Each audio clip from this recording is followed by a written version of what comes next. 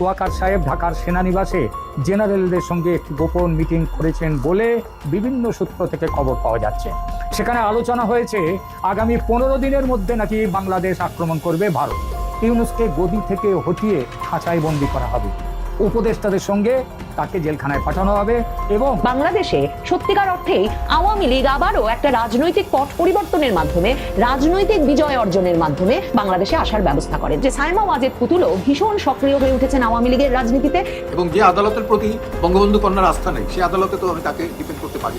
তো সেই কারণে আমি আদালতে অন্তত বঙ্গবন্ধু কন্যার পক্ষে বা তাকে ডিপেন্ড করার জন্য দাঁড়াবো। আর আপনারা কেউ ভুল বুঝবেন না, আমি তো মানুষ, সাধারণ মানুষ, আমার সিদ্ধান্ত ভুল হতে পারে, কিন্তু আমি বিক্রয়যোগ্য পণ্য আমি। প্রিয় দর্শক, আরেকটি নতুন নিউজে আপনাকে স্বাগত। দর্শক, বাংলাদেশে বিদ্যমান রাজনৈতিক প্রেক্ষাপট নিয়ে আরেকটি নতুন নিউজ নিয়ে আপনাদের মাঝে হাজির হয়েছি। দর্শক, যার বিশেষ অংশ ইতিমধ্যেই আপনারা দেখেছেন, দেখে বুঝতে পেরেছেন আজকের ভিডিওটি কতটা গুরুত্বপূর্ণ হতে চলেছে। তাই দর্শক, দেরি না করে ভিডিওটি একটি লাইক দিয়ে ভিডিওর মূল অংশগুলো দেখে আসি। আর যারা চ্যানেলটি এখনও সাবস্ক্রাইব করেননি তাদের অনুরোধ করব, অনুগ্রহপূর্বক চ্যানেলটি সাবস্ক্রাইব করুন এবং পাশে থাকা বেল আইকনটি বাজিয়ে দিন। চলুন দর্শক, আর দেরি না করে ভিডিওর মূল অংশে চলে যাই। যে কোনো মুহূর্তে সামরিক অভিযান এবার হবে বাংলাদেশে, এই বার্তাটি পৌঁছে গেছে মিয়া ইউনূসের কাছে। সেখান থেকে পৌঁছে গেছে সেনাপ্রধান জেনারেল ওয়াকার উজ্জামানের কাছে। সুতরাং ওয়াকার বুঝে গেছেন জল কোন দিকে গড়াচ্ছে এবং জল যেদিকে গড়াচ্ছে সেটার দিকে তাকেও যেতে হবে। সুতরাং তার প্রেক্ষিতে দুদিন আগে ওয়াকার সাহেব ঢাকার সেনানিবাসে জেনারেলদের সঙ্গে একটি গোপন মিটিং করেছেন বলে বিভিন্ন সূত্র থেকে খবর পাওয়া যাচ্ছে। সেখানে আলোচনা হয়েছে আগামী 15 দিনের মধ্যে নাকি বাংলাদেশ আক্রমণ করবে ভারত। এই আক্রমণে কি করবে ভারত সেটাও আলোচনা হয়েছে। রংপুর ও চট্টগ্রাম ডিভিশনকে কেটে দেবে বাংলাদেশের ম্যাপ থেকে। এই পরিস্থিতিতে কি করতে পারে বাংলাদেশ সেনা? এটা অবশ্য ফিস কানে কানে কথা। সেটা হলো ইউনূসকে গদি থেকে হটিয়ে তাকে নাকি খাঁচায় বন্দী করা হবে, মানে জেলখানার খাঁচা। উপদেষ্টাদের সঙ্গে তাকে জেলখানায় পাঠানো হবে এবং তারপরে নাকি শেখ হাসিনাকে সাদরে দেশে ফিরিয়ে নিয়ে যাওয়ার কথা। দেখুন, মৃত্যুদণ্ডের রায় বেরোবার পর 18ই নভেম্বর তৌহিদ হোসেনের প্রথম চিঠি হাসিনাকে ফেরোচ্ছে। তারপর গত 7 দিনে আরো 2টো চিঠি। শেষমেশ ভারতের পররাষ্ট্র মন্ত্রক একটা জবাব পাঠিয়েছে, বলেছে অপরাধ ট্রাইব্যুনাল কিভাবে গঠিত হয়েছে, যেভাবে গঠিত হয়েছে সেটা আইন ও সংবিধানকে কিভাবে ভেঙে, সংবিধান মেনে হয়েছে কিনা, বিচারপতি হিসেবে যারা নিযুক্ত হয়েছেন তারা বিচারপতি হওয়ার যোগ্য কিনা, সাক্ষ্য প্রমাণের ভিত্তি, শেখ হাসিনার পছন্দ করা আইনজীবীদের নিযুক্তি দেওয়া হয়েছিল কিনা, ইত্যাকার বেশ কিছু প্রশ্ন। এর সঙ্গে চাওয়া হয়েছে ওই 453 পাতার রায়ের কপি, শুনানির পূর্ণ বিবরণ, সাক্ষ্য প্রমাণের যাবতীয় নথি। এসব পেলে ভারত সরকার বিচার করে দেখবে এই মামলা রাজনৈতিক উদ্দেশ্যে করা কিনা, প্রতিশোধমূলক মানসিকতা থেকে তৈরি কিনা এবং বিচার প্রক্রিয়া নিরপেক্ষ ছিল কিনা। সব ঠিকঠাক থাকলে তবেই শেখ হাসিনাকে ফেরত পাঠাবার কথাটা বিবেচনা করা যেতে পারে। কেউ প্রশ্ন তুলতেই পারেন কিভাবে বিচার হবে বাংলাদেশে, সেটা বাংলাদেশের সার্বভৌম অধিকার, ভারত সেখানে নাক গলাবে কেন? এর উত্তরে বলতে হয়, দুই দেশের মধ্যকার যে প্রত্যর্পণ চুক্তি মোতাবেক বাংলাদেশ শেখ হাসিনাকে ফেরতের দাবি জানাচ্ছে, সেই চুক্তির ধারাতেই এই সব প্রসঙ্গগুলো দেখার আইনগত অধিকার ভারতকে দেওয়া হয়েছে। ভারত তাই এই সব প্রশ্নের জবাব চেয়েছে এবং জবাব পেলে তারপরে দেখবে। এই জবাব চাওয়াটাই জবাব যে বাংলাদেশ সরকারকে মহা ফাঁপড়ে ফেলেছে সেটা জানা কথা। সমালোচকদের কথা ছাড়ুন, বাংলাদেশের বর্তমান সরকারের নয়াদিল্লিস্থ হাই কমিশনের প্রেস মিনিস্টার ফয়সাল মাহমুদ, তিনি এনডিটিভিতে একটি মতামতে লিখেছেন, তিনি নিজে এই মতামতটি দিয়েছেন, লিখেছেন সেখানে প্রবন্ধ গোছের, সেখানে লিখেছেন অপরাধ ট্রাইব্যুনালের বিচারে অনেক ত্রুটি আছে। তিনি যে ত্রুটিগুলোর কথা স্বীকার করেছেন তার মধ্যে প্রধান হচ্ছে ন্যায্য বিচারের মান পূরণে ব্যর্থতা, যার সমালোচনা করেছে human rights watch, amnesty international সহ বহু আন্তর্জাতিক প্রতিষ্ঠান। তিনি নিজে কথাগুলো বলেছেন, এমনকি একই অভিযোগ করেছে জাতিসংঘ। আর তার প্রবন্ধে এই অভিযোগগুলো স্বীকার করে নিয়েছেন ফয়সাল মাহমুদ, করে নিয়ে বলেছেন এটা জনতা চাইছে তার বিচার। মানে এটা কি দাঁড়ালো? ইউনূসের নিজের লোক বলছেন বিচার প্রক্রিয়া ন্যায়সঙ্গত হয়নি, অন্যায্য হয়েছে। সুতরাং কাগজপত্র সব হাতে পাওয়ার পর ভারত যে শুধু হাসিনাকে ফেরত পাঠানো হবে না এই কথাটি বলে যে শুধু চুপ হয়ে যাবে তা নয়, কিভাবে এই বিচার হয়েছে তার পুরো ডকুমেন্ট চলে যাবে, সারা পৃথিবীতে ছড়িয়ে দেওয়া হবে, শেখ হাসিনার কাছে পৌঁছে যাবে, যাতে ইন্টারন্যাশনাল ক্রিমিনাল কোর্টে বা আইসিসিতে ভালোভাবে মামলা দাখিল করতে পারেন শেখ হাসিনা। খবরে পড়লাম এই হাসিনাকে ফেরত পেতে ইউনূস সরকারের আইন উপদেষ্টা আসিফ নজরুল ঘোষণা করেছেন যে সরকার হেগের আইসিসিতে, ওই ইন্টারন্যাশনাল ক্রিমিনাল কোর্ট, সেখানে ক্রাইমস কোর্ট, সেখানটায় যাওয়ার বিষয় বিবেচনা করছে যদি দ্বিপক্ষীয় প্রত্যর্পণ প্রক্রিয়া সফল না হয়। এই লোকটা যে কি করে একটা দেশের আইন উপদেষ্টা হয়, আবার নাকি ঢাকা ইউনিভার্সিটির আইনের অধ্যাপক, আমার কি করে যে হন তিনি আমার জানা নেই। অবশ্য বনগাঁয় শিয়াল রাজা বলে একটা কথা আছে, তবে শিয়াল বুদ্ধিমান যত না তার চেয়ে বেশি ধূর্ত। এই আসিফ নজরুল বুদ্ধিমান নয়, তবে ধূর্ত নিশ্চয়ই, এবং রং পাল্টানোর মাস্টার। তিনি গিরগিটি প্রজাতি, সে পাল্টান, কিন্তু তিনি জানেন না যে আইসিসিতে তিনি যাওয়ার আগেই মামলা উঠে গেছে আইসিসিতে। যারা জানেন না তারা শুনে রাখুন, শেখ হাসিনা স্বয়ং এবং তার দল ইতিমধ্যে আইসিসিতে চলে গেছেন। 28 অক্টোবর 2024 সালে একজন লন্ডন ভিত্তিক বাংলাদেশি ব্রিটিশ আইনজীবী মোহাম্মদ আশরাফুল আরেফিন, তিনি আইসিসিতে হাসিনা এবং 69 জন অন্যান্য সহযোগীর বিরুদ্ধে একটি মামলা দাখিল করেন। এই অভিযোগটি আর্টিকেল 15-এর অধীনে ফাইল করা হয়েছিল, যা রোম স্ট্যাটিউট অনুযায়ী ব্যক্তিদের সরাসরি আইসিসি প্রসিকিউটরের কাছে তথ্য জমা দেওয়ার অনুমতি দেয়। এই মামলায় আওয়ামী লীগের পক্ষ থেকে কাউন্টার কমপ্লেন করা হয়, কাউন্টার এফিডেভিট নয়, কাউন্টার কমপ্লেন এর প্রতিক্রিয়ায় করা হয়। শেখ হাসিনার আওয়ামী লীগ পার্টি নিজেদের দিক থেকে এই মামলাটি ফাইল করেছে। এই মামলায় তারা আওয়ামী লীগ অভিযোগ করেছে যে ইউনূস সরকার আওয়ামী লীগ সদস্যদের বিরুদ্ধে প্রতিশোধমূলক সহিংসতা করেছে, 400 আওয়ামী লীগ নেতা ও কর্মীকে হত্যা করেছে মারধর এবং লিঞ্চিং এর মাধ্যমে। 25 জন আওয়ামী লীগের নেতা এবং কর্মীদেরকে জুলাই 2024 থেকে জেল কাস্টডিতে বা পুলিশ কাস্টডিতে মেরে ফেলা হয়েছে। এই কাউন্টার কমপ্লেনটি আর্টিকেল 15-এর অধীনে ফাইল করা হয়েছে, যা ইউনূস এবং তার সঙ্গে 62 জন তার উপদেষ্টা এবং অন্যদের বিরুদ্ধে গণহত্যা এবং মানবতার বিরুদ্ধে অপরাধের অভিযোগ তুলেছে। তাহলে বোঝা গেল আসিফ নজরুল যাওয়ার আগেই আওয়ামী লীগ কিন্তু চলে গেছে আইসিসিতে। এই মামলা ছাড়া শেখ হাসিনা বারবার ইউনূস সরকারকে চ্যালেঞ্জ করেছেন যে যদি তারা তাদের মামলায় তাদের অভিযোগে আত্মবিশ্বাসী হন তবে সেটি আইসিসিতে নিয়ে যান। তার যুক্তি হচ্ছে, আমি আমার অভিযুক্তদের সামনে একটি যথাযথ ট্রাইব্যুনালে দাঁড়াতে ভয় পাই না, যেখানে প্রমাণ সাবধানে ওজন করা যায় এবং পরীক্ষা করা যায়। এই কারণেই আমি বারবার ইউনূস সরকারকে এই অভিযোগটি হেগে ইন্টারন্যাশনাল ক্রিমিনাল কোর্ট বা আইসিসিতে নিয়ে যাওয়ার চ্যালেঞ্জ দিয়েছি। হাসিনা দাবি করেছেন ইউনূস সরকার এই চ্যালেঞ্জ গ্রহণ করবে না, কারণ তারা জানে যে আইসিসি থেকে তিনি অব্যাহতি পাবেন, মানে শেখ হাসিনা আইসিসি থেকে অব্যাহতি পাবেন। সরকার আরও ভয় পায় যে আইসিসি ইউনূসের সরকারের নিজেদের মানবাধিকার লঙ্ঘন রেকর্ডটাও পরীক্ষা করবে। এরপরেও কি আসিফ নজরুল আর ওই হেগের আইসিসিতে যাওয়ার কথা বলবেন? বলা উচিত নয়, তবে পাবলিককে গরম রাখতে বলতেই পারেন। এরই মধ্যে খবর এসেছে প্রায় 600 কোটি টাকা খরচ করে ইউনূস সরকার লন্ডনের 2 জন ব্যারিস্টারকে নিয়োগ করেছে, যাতে ভারত শেখ হাসিনাকে ফেরত দিতে বাধ্য হয় তার আইনি লড়াইয়ের জন্য। এই 2 জনের নাম হচ্ছে ব্যারিস্টার টবি ক্যাডম্যান ও ব্যারিস্টার মোহাম্মদ সাইফ উদ্দিন খালেদ। এছাড়া আছেন আফজাল সামি সায়েদ আলী। নভেম্বর 19, 2025-এ এই ব্রিটিশ আইনজীবীরা ব্যারিস্টাররা ঢাকায় এসেছেন শেখ হাসিনার প্রত্যর্পণ মামলায় আন্তর্জাতিক অভিজ্ঞতা প্রদান করতে। 19 এপ্রিলে এই নভেম্বরের পর 7 দিন হয়ে গেল, 8ম দিন আজ, এবং তাতেও দেখা যাচ্ছে কি যে হয়েছে, কি তারা করেছেন সেটা বোঝা যাচ্ছে না, কিন্তু না বোঝা যাবে। এখন প্রশ্ন হচ্ছে, এই যে প্রত্যর্পণ মামলা হবে, যে মামলার জন্য ওই 2 জন ব্যারিস্টার এসেছেন, এটা নিশ্চয়ই হবে হয় ভারতের বিরুদ্ধে, কিংবা সেটা কোন দেশের আদালতে হবে? নিশ্চয়ই বাংলাদেশের আদালতে নয়। বাংলাদেশের আদালতে হলে ভারত তো যাবেই না।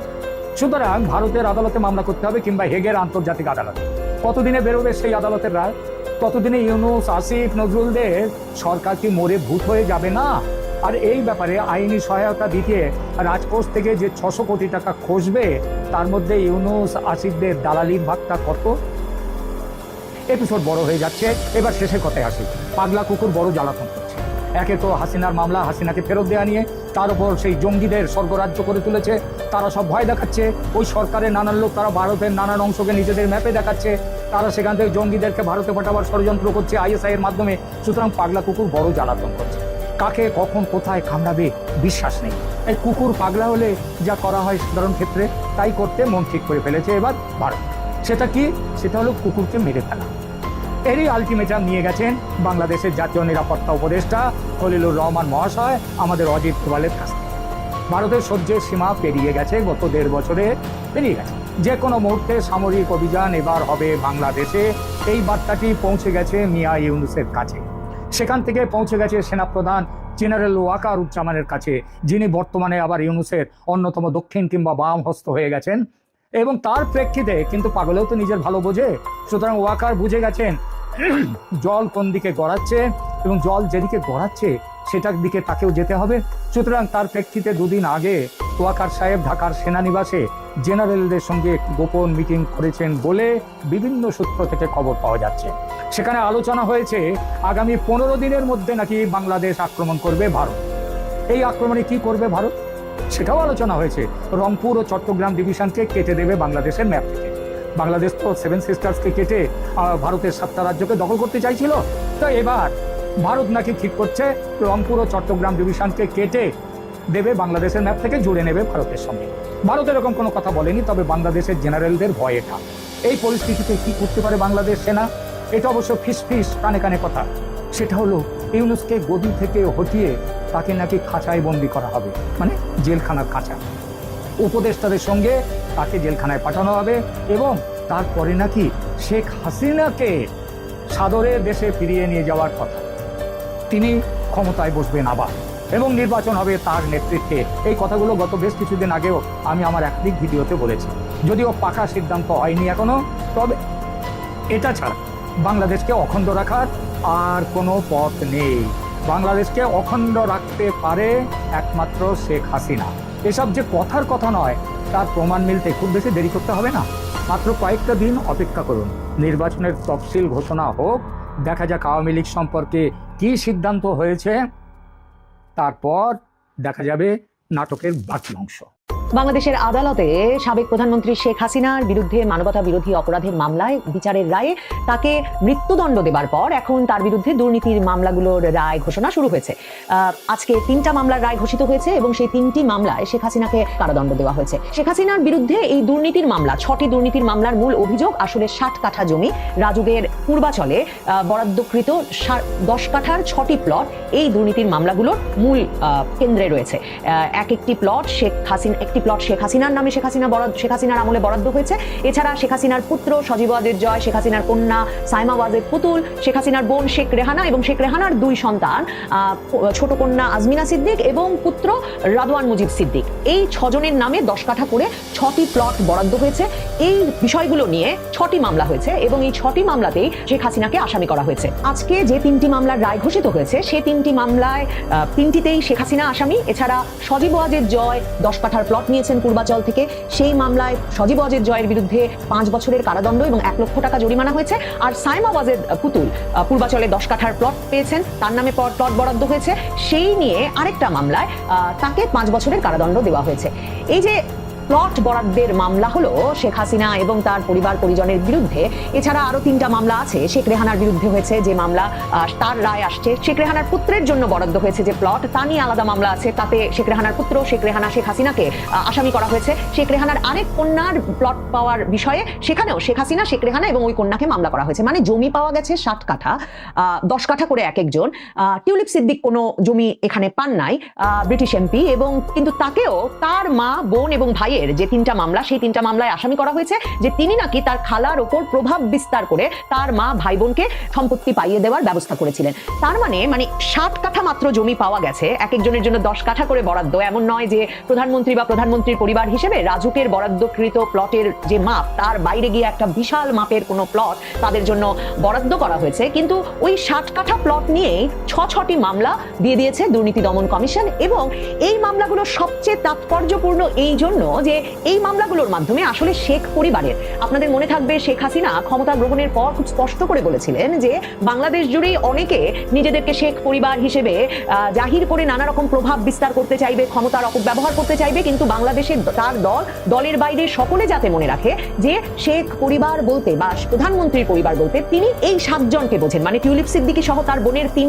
পুত্রকন্যা, তার বোন এবং তার নিজের 2 পুত্রকন্যা, এদেরকেই তিনি শেখ পরিবার হিসেবে বোঝেন এবং সারা দেশবাসী যেন সেটা মনে রাখেন। তার মানে এই মামলাটির মাধ্যমে 6টি মামলা করে 60 কাঠা জমি পেয়ে মোটামুটি ভাবে দুর্নীতি দমন কমিশন পুরো শেখ পরিবারকে জালের মধ্যে নিয়ে এসেছে।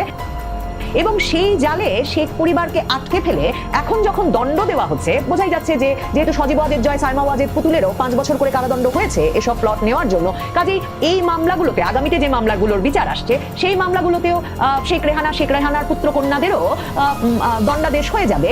তার মানে, এবং টিউলিপ সিদ্দিকী এমনকি ব্রিটিশ এমপি তা থেকে রক্ষা পাবেন না, যদিও ব্রিটেনের শীর্ষস্থানীয় আইনজীবী এবং সাবেক মন্ত্রী, বিচারমন্ত্রী, সাবেক অ্যাটর্নি জেনারেল সহ ব্যক্তিবর্গ এরই মধ্যে বাংলাদেশের দূতাবাসের মধ্যে টিউলিপ সিদ্দিকীর বিরুদ্ধে এমন একটা রাজনৈতিক উদ্দেশ্য প্রণোদিত বানোয়াট মামলার বিষয়ে গভীর উদ্বেগ জানিয়েছে। কিন্তু বোঝা যাচ্ছে শেখ পরিবারের প্রত্যেকের বিরুদ্ধে দণ্ডাদেশ দিয়ে দেওয়া হবে।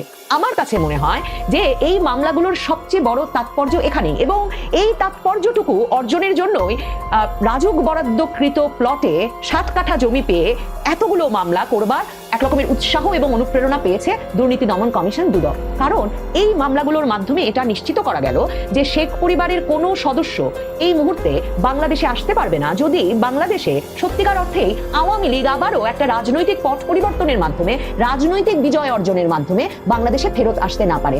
দেখেন 2024 আগস্টের পর শেখ হাসিনা সহ শেখ পরিবারের গভীর দুর্নীতি অনুসন্ধান এবং নানা রকম গল্প ছড়ানো হয়েছে, কিন্তু শেষ পর্যন্ত কিনা এই 7 কাঠা জমি সরকারি বরাদ্দের প্লটে এসে 6টি মামলা করতে হয়েছে দুর্নীতি দমন কমিশনকে। দুর্নীতি দমন কমিশনের ক্ষেত্রে মূল অভিযোগ যে তারা হলফনামায় মিথ্যা কথা বলেছেন, তাদের ঢাকায় আরো ফ্ল্যাট প্লট আছে, কিন্তু এর পরেও তারা এই রাজুকের প্লট নিয়েছেন, যেই রাজুকের প্লটে তারা বলেছেন যে তাদের আর কোনো ফ্ল্যাট প্লট নাই।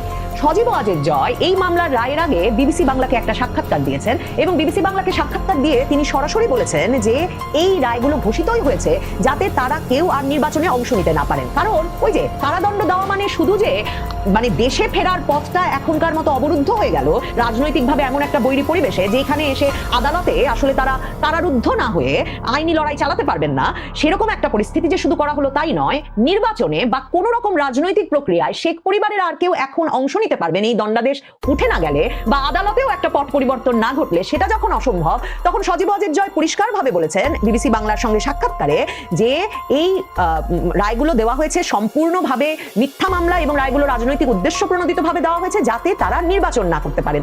এবং অনিয়ম করে যে রাজুকের প্লটগুলো বরাদ্দ নেওয়া হয়েছে এই অভিযোগের জবাবে তিনি দাবি করেছেন যে তিনি আইন অমান্য করেননি বা তার কোনো ভাই বোন, তিনি 5 ভাই বোনের কথাই বলেছেন, যদিও এক বোন টিউলিপ সিদ্দিক তিনি কোনো জমি পান নাই, কিন্তু বাকি যে তারা 4 ভাই বোন, তার খালাতো ভাই বোন সহ তিনি সবার কথা উল্লেখ করে বলেছেন যে তাদের কারো কোনো নিজের কেনা প্লট বা ফ্ল্যাট, কোনো জমি নিজের কেনা নাই এই বাংলাদেশে। কাজে নিজের কেনা কোনো জমি যদি না থাকে, যা তারা পেয়েছেন তারা পৈতৃকভাবে পেয়েছেন, এবং সেই অবস্থায় তারা নিশ্চিতভাবেই রাজুকের প্লট কিনতে পারেন। এবং সজীব ওয়াজেদ জয় দাবি করছেন যে তারা তো রাজুকের সব নিয়ম মেনে, কারণ রাজুকের প্লটগুলো কিন্তু বিনামূল্যে দিয়ে দেওয়া হয় না, নানাভাবে এমনভাবে এটা নিয়ে আলাপ হয় যে মনে হয় যে রাজুকের প্লটগুলো সম্ভবত কেউ কাউকে বিনামূল্যে দিয়ে দিচ্ছে। এই বিষয়টা অনেকটা এরকম নয় যে তারেক রহমান এসে যেই গুলশানের অ্যাভিনিউয়ের ওপর 1.5 বিঘার ওপর নির্মিত যে ডুপ্লেক্স বাড়িটিতে এসে উঠবেন বলে বলা হচ্ছে 196 নম্বর বাড়ি, সেই বাড়িটির মতো কিন্তু রাজুকের প্লট নয়। সেটি 1981 সালে খালেদা জিয়ার নামে সরকার দান করে দিয়েছিল, সরকার বরাদ্দ দিয়ে দিয়েছিল। কাজে সেক্ষেত্রে কোনো মূল্য পরিশোধ করতে হয় নাই, এবং এখন যে তারেক জিয়ার নামে নামজারি করে দিয়েছে সরকার, সেজন্য তারেক জিয়াকেও কোনো মূল্য পরিশোধ করতে হয় নাই। কিন্তু রাজুকের প্লটের ক্ষেত্রে কিন্তু যার নামে প্লট বরাদ্দ হয় তাকে সরকার নির্ধারিত মূল্যটা পরিশোধ করতে হয়। কাজে সজীব ওয়াজেদ জয় বলছেন যে আমরা তো নিজস্ব অর্থায়নে সেই মূল্য পরিশোধ করেই জমি কিনেছি। তবে যাই হোক, একজন আরেকজন সম্পর্কে কি বলছেন সেটা বিষয় নয়, বিষয় হচ্ছে যে শেখ পরিবারের সবাইকে এই 7 কাঠা জমির জালে আটকে ফেলা গেছে, এবং শেষ পর্যন্ত শেখ পরিবারকে বাংলাদেশের রাজনৈতিক কার্যক্রমে অংশগ্রহণ থেকে বিরত রাখা, বাংলাদেশে ফেরা থেকে বিরত রাখতে এই মামলাগুলো, সেটা বুঝতে আসলে রাজনৈতিক পর্যবেক্ষকদের অসুবিধা হয় না, শেখ পরিবারের অসুবিধা হচ্ছে না। শেখ হাসিনা স্পষ্টতই আন্তর্জাতিক সংবাদ মাধ্যমের সঙ্গে তার সাক্ষাৎকারে বলেছেন যে তিনি রাজনৈতিক অ্যাসাসিনেশন, রাজনৈতিক হত্যাকাণ্ডের কেন্দ্রে যে পরিবার, সেই পরিবারের সদস্য, তিনি এটা দেখে এসেছেন। 75-এ যে রাজনৈতিক হত্যাকাণ্ড ঘটেছে তারই ধারাবাহিকতায় এখন তাকে তার বিরুদ্ধে এই মানবতা বিরোধী অপরাধের মামলা সহ বিভিন্ন আদালতে বিভিন্ন মামলা চলছে, এবং সেই হত্যার যে কেন্দ্রে শেখ পরিবার, রাজনৈতিক হত্যার অ্যাসাসিনেশনের কেন্দ্রে যে শেখ পরিবার, তার কারণই ছিল যে শেখ পরিবারকে রাজনীতি থেকে দূরে সরিয়ে ফেলা। কাজেই ইউনূস সরকারের আমলে এই মামলাগুলোর মাধ্যমে আসলে সেই কাজটি সমাধা হয়েছে বলে এক রকমের তৃপ্তি বা উৎসাহিত বোধ করতেই পারে ইউনূস সরকার, যে এর মাধ্যমে শেখ রেহানার এমনকি ব্রিটিশ এমপি যে কন্যা, তার পক্ষেও আর বাংলাদেশে আসা সম্ভব হবে না যদি না তারা রাজনৈতিক বিজয় অর্জন করে রাজনৈতিক পথ পরিবর্তনের মাধ্যমে বাংলাদেশে আসার ব্যবস্থা করেন। কিন্তু এর তাৎপর্য অন্য দিক থেকেও আছে। দেখেন, শেখ হাসিনাকে দীর্ঘ সময় ধরে জিজ্ঞেস করা হতো এবং আওয়ামী লীগের ভেতরে এবং আওয়ামী লীগের রাজনীতির নেতা কর্মী সমর্থকদের মধ্যে এই প্রশ্ন ছিল যে শেখ হাসিনার উত্তরাধিকারকে, শেখ হাসিনার পরিবারে তার বোন, তার পুত্র, কন্যা কিংবা তার বোনের পুত্র, কন্যারা প্রায় মানে বাংলাদেশে নিয়মিত আসতেনই না, কন্যারা একেবারেই বাংলাদেশের সঙ্গে তেমন ভাবে মানে খুবই পারিবারিক সময় কাটাতেন, যে তারা কেউ রাজনীতিতে সক্রিয় হবেন কিনা। এবং বরাবর শেখ রেহানা থেকে শুরু করে সজীব ওয়াজেদ জয়, পুতুল, সাইমা ওয়াজেদ পুতুল, এরা প্রত্যেকেই বলে এসেছেন যে তারা আসলে মানে সেভাবে রাজনীতিতে আসতে এখনই প্রস্তুত নন। সজীব ওয়াজেদ জয় তার মার সঙ্গে একেবারে 2008-এর দিন বদলের সনদ ঘোষণা করে ডিজিটাল বাংলাদেশ প্রতিষ্ঠার ঘোষণা দিয়ে যখন শেখ হাসিনা এলেন, তখন থেকেই তার মায়ের ডিজিটাল বাংলাদেশের উপদেষ্টা হিসেবে, ডিজিটাল বাংলাদেশ গড়ে তোলার উপদেষ্টা হিসেবে কাজ করছিলেন। তার রংপুরে আওয়ামী লীগের সদস্য পদও আছে, কিন্তু বারবার আওয়ামী লীগের নেতাকর্মীদের দাবি ছিল যে মেয়ে সাইমা ওয়াজেদ পুতুলও কেন সদস্য পদ নিচ্ছেন না, কেন রাদওয়ান মুজিব সিদ্দিক, শেখ রেহানার ছেলে, তিনি সদস্য পদ নেন না। কিন্তু তারা প্রত্যেকে তাদের পেশাগত জীবন নিয়ে ব্যস্ত থাকায় শেখ হাসিনা 2023-এও আমি দেখছিলাম যে তিনি এক মন্তব্যে বলেছেন যে আমরা ছেলে মেয়েদের পড়ালেখা শিখিয়েছি, তারা যেভাবে যে কাজ করতে চায় তাতেই আমরা খুশি, রাজনীতিতে আসতে চায় কিনা সেটা শেষ পর্যন্ত তাদের সিদ্ধান্ত এবং দলের সিদ্ধান্ত।